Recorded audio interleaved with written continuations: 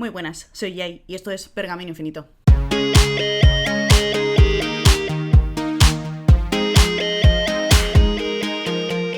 Y me vais a perdonar la iluminación porque aun con el foco no me está sirviendo absolutamente de nada, la luz de fuera viene y va, hace un día súper nublado, cero luz, cero sol, en fin, pero tenía que traer esta reseña ya sí o sí, así que los próximos vídeos van a salir un poco regulinchis con el tema iluminación porque el tiempo exterior no acompaña, pero bueno, quitando ese pequeño detalle, vengo a traeros una reseña que tenía muy pendiente y es que vengo a hablaros de Las 7 lunas de Maali Almeida de Sejan Karunatilaka, una de las últimas lecturas que hice en 2023 y que por el gripazo monumental que tuve, que me tardó un mes casi en recuperarme, no he podido traeros esta reseña hasta ahora, pero nunca es tarde, así que vengo aquí a ampliaros un poquito más de información de lo que os conté en su momento en el wrap-up de los últimos meses del año y no me enrollo más, vamos a empezar. Esta historia nos la cuentan desde el punto de vista de Maali Almeida, que es el protagonista de esta historia, que está en el año 1990 en Colombo, Sri Lanka, y es un fotógrafo de guerra que digamos que se ha movido por círculos que no eran demasiado sanos, o mejor dicho, que no era el mejor ambiente de trabajo posible, porque de hecho cuando conocemos a Almeida, no conocemos a la persona sino a su alma, porque Maali Almeida ha sido asesinado. Y nos pasamos el libro intentando descubrir quién ha sido el causante de su muerte tan prematura. El tema es que yo esta historia la quise leer por dos razones. La primera es que fue premiado con el premio de Booker Prize de 2022, que yo no conocía este premio, hasta que por casualidades de la vida lo escuché en uno de los podcasts literarios que sigo semanalmente desde hace ya tiempo, me llamó muchísimo la atención y cuando supe que Letras de Plata lo iba a traer a España fue como, vale, voy a intentar leerlo sí o sí porque me llama muchísimo. Y el segundo motivo por el que me apetecía mucho leer esta historia es porque se desarrolla en Sri Lanka, como he dicho al principio, y es una zona que para mí es totalmente desconocida, no había leído nada en absoluto y me llamaba mucho la atención. ¿Qué pasa? Que no ha sido lo que yo esperaba. ¿Por qué? Porque lo que a mí me llamó la atención de esta historia es que cuando Maali Almeida se da cuenta de que ha fallecido y llega a esa organización oficial que gestiona las almas de la gente que va falleciendo, se entera de que tiene 7 lunas, es decir, 7 días para poner sus asuntos en orden, hablar con quien haga falta para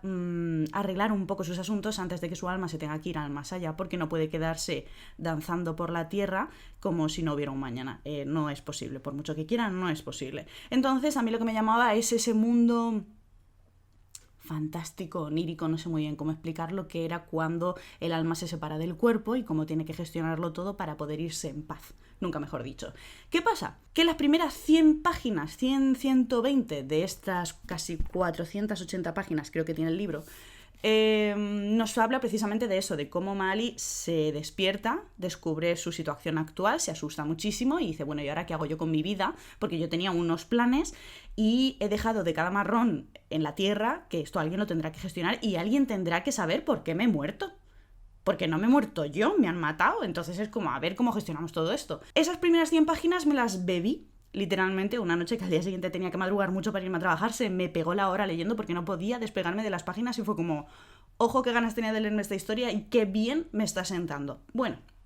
todo lo que disfruté esas 100 primeras páginas se fue desinflando porque, ya lo comenté en el wrap-up en su momento, entra muy fuerte, como a no sé cuántos kilómetros por hora, el tema político. El ambiente que hay en esta zona es muy complejo, nos van hablando de todos los tejamanejes que hay en cuanto a política, la corrupción, las bandas, la violencia extrema que viven en sus calles, cómo la gente está atemorizada cuando sale a la calle o incluso cuando se mete en sus casas porque no saben quién los está escuchando y quién los puede traicionar. Y lo vemos desde el punto de vista de distintos personajes, pero principalmente de Maali, porque como fotógrafo de guerra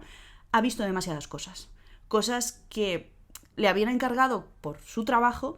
y que aunque consigue sacarlas adelante y las entrega, en su mente nunca se despide de ellas y siempre se las lleva como una losa a su casa y eso al final lo va quebrando, porque no somos de piedra y por mucho que te hagas a la idea de tu día a día, por lo que te dedicas, pues al final lo haces un poco una limpia de vez en cuando o eso al final te pasa factura. Y a lo largo de sus páginas nos va contando sus amores y desamores, nos presenta a su madre, nos presenta a sus mejores amigos, que son los que verdaderamente le pueden echar un cable mientras están haciéndose la idea de que tienen que vivir el duelo porque han perdido a su amigo y él como alma tiene que jugársela a ver si consigue contactar con ellos de alguna manera porque cuando falleció, él estaba metido en un follón muy gordo que políticamente al país podía afectar una barbaridad y tiene cierto contenido, ciertas fotos escondidas en su habitación que pueden cambiar el curso de la historia. Y que él tenía unos planes para esas fotos y que ahora, por las circunstancias, no puede llevarlas a la gente que las necesita. Y todo esto de verdad que suena súper interesante, pero con el tema trama política se queda en 95% trama política y el 5% el resto de la vida de Maali, de cómo tiene que gestionarlo todo, de cómo puede hablar con sus seres queridos. A mí se me hizo bola porque a mí el tema política no es mi favorito, lo siento, pero en la vida real me pasa igual, no solamente a la hora de leer novelas de ficción, es que me aburre, no es una cosa que me llame la atención en absoluto. Y claro, entiendo que la repercusión que ha tenido esta historia es cómo han trasladado el conflicto bélico y político que tienen en sus calles en esta historia, pero a mí no me dio la sensación de que eso iba a ser ese porcentaje tan alto cuando me leí la sinopsis y me informé de este libro. Entonces, pues fue un error por mi parte decidir leerlo porque no soy el público objetivo, básicamente. Me terminé el libro, aunque me costó mucho, entré en un parón lector cuando intenté acabarme la historia, porque era como a ver si termino viendo la luz y viendo que esto merece la pena y que me haya atascado en páginas anteriores tiene su sentido, pero no, desgraciadamente yo me acabé el libro y me quedé exactamente igual y dije, pues para esto las 150 páginas primeras ok, pero luego ya el resto se me hace bola. Y pues el resumen es que si os gusta el tema político le echéis un vistazo porque puede merecer muchísimo la pena, pero ya os digo, al no ser el público objetivo,